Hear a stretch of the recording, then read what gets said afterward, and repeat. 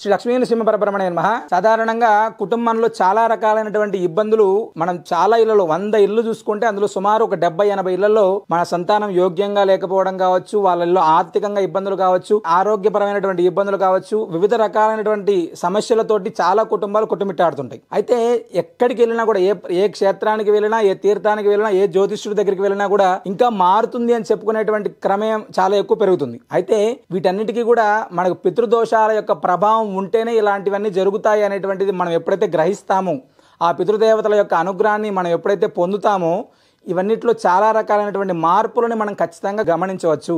ఎందుకంటే పితృదేవతల అనుగ్రహం అనేటువంటిది ఉంటేనే భగవద్ అనుగ్రహం కలుగుతుంది. పితృదేవత ఆరాధన చేయకోకుండా భగవద్ ఆరాధన అనేటువంటిది ఎంత చేసినా కూడా అది ప్రయోజనం అనేటువంటిది ఉండదు. కాబట్టి మహాలయ పక్షాలు అనేటువంటిది అత్యంత విశేషమైనటువంటి పితృదేవత ఆరాధన చేయడానికి.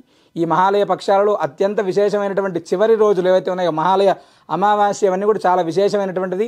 పరమ పవిత్రమైనటువంటి భద్రాచల దివ్యక్షేత్రంలో అత్యంత భక్తి శ్రద్ధలతోటి మహానారాయణ మహారుద్రహోమం కావచ్చు, మహాలయ తర్పణ శ్రాద్ధ కార్యక్రమాలు కూడా పితృదేవత ప్రీతికరంగా జరుగుతుంది. మనం ప్రత్యక్షంగా లేదా పరోక్షంగా ఈ యొక్క హోమాల్లో కావచ్చు, తర్పణ శ్రాద్ధ కార్యక్రమాల్లో పాల్గొనడానికి అవకాశం ఉంటుంది.